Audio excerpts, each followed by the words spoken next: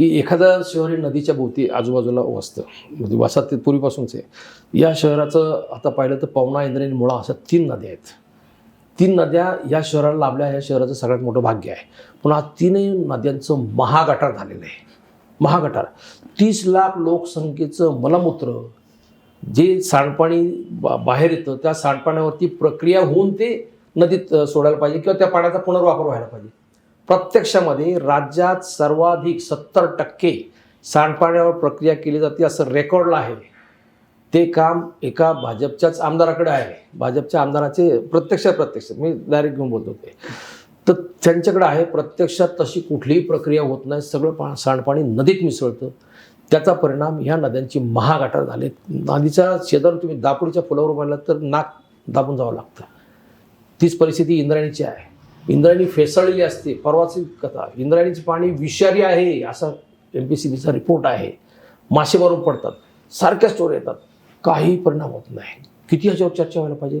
या शहरातल्या NGOजने 40 NGO एकत्र आल्या त्याच्यावरती, ह्या विषयांवरती, की ह्या महापालिकेने जे नदी सुधार प्रकल्प नावाखाली 3 नद्यांचा सुधार प्रकल्प राबवायचा ठरवलेला आहे. मुळा नदीच्या बाबतीमध्ये 200 कोटी रुपयाचे बॉन्ड काढले, त्याच्यावरती काम सुरू केलं. नदीचा गळा ओढला, नदी दोन्ही बाजूनी दाबून टाकली ती, आणि त्याला नदी सुधार प्रकल्प ते म्हणणार असेल, त्याचं काठ बांधणार असतील तर ते दुर्दैव आहे. ते कशासाठी करत होते, तर ते काठ भराव टाकून तिथून जमीन जी तयार होणार होती ती जमीन एका माजी आमदाराच्या हॉटेलसाठी होती, म्हणून नदी सुधार प्रकल्प तिकडे गेला. आता पवना नदीच्या बाबतीमध्ये 1556 कोटीचा एक प्रकल्प ते राबवत आहेत. पालिकेच्या तिजोरीत खणखणाट आहे, कर्ज काढायचं म्हणतायत.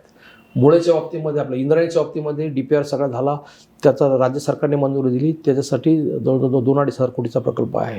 प्रत्यक्षामध्ये ते काय करणार आहेत, नदीच्या दोन्ही बाजूचे जे छोटी मोठी खेडी आहेत तिथे सांडपाणी प्रकल्प तयार करून ते पाणी गावातून जे तयार होणार हाऊसिंग सोसायटीमधून, मोठमोठे टाउनशिप डेव्हलप झाल्यात, त्या टाउनशिपमधून जे पाणी येतं सांडपाणी, त्याच्यावरती प्रक्रिया करून नंतर ते पाणी सोडायचं, मग नदी शुद्ध होणार आहे. आज या शहरात 1200 हेक्टरवरती MIDC उभी आहे.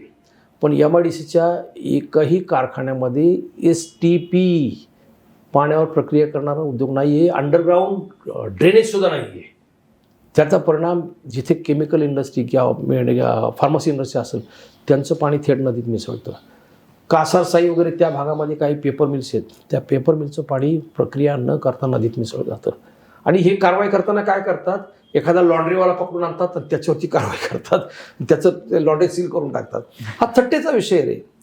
आणि मुळात तुम्ही ह्या लोकांना कारवाई करायला पाहिजे की दरवर्षी महापालिका 10-20 कोटी रुपये नद्या सुधार प्रकल्पासाठी, नदी सुधार प्रकल्पासाठी नाही, STP रिपेअर मेंटेनन्स त्यांच्यासाठी ते देते त्या कंपनीला. ती कंपनी प्रत्यक्षात काही करत नाही, सांडपाणी थेट नदीत मिसळते. त्यांच्यावरती फौजदारी दाखल केल्या पाहिजेत. म्हणजे नदी सुधार प्रकल्प हा सुद्धा पर्यावरणाच्या दृष्टीने इथली शहरातली जनता आता जागी झालेली आहे. पुणेकरांची काही लोक त्याला साथ देत आहेत, ते जा विचारत आहेत, पण प्रशासन डिंब आहे. मध्यंतरी त्यांनी ह्या संदर्भामध्ये हरकती, सूचना, सुनावणी वगैरे घेतली होती. निव्वळ फार्स केला, काही केलं नाही. अक्षरशः म्हणजे फसवणूक करतात. त्याचं कारणच आहे की इथे जा विचारणारी जनता कमी आहे, कार्यकर्ते कमी आहेत. ते झालं तर ह्या विषयावरती एक पाचा पुढेल. पण नदी सुधार प्रकल्प हा सुद्धा प्रचाराचा मुद्दा आहे.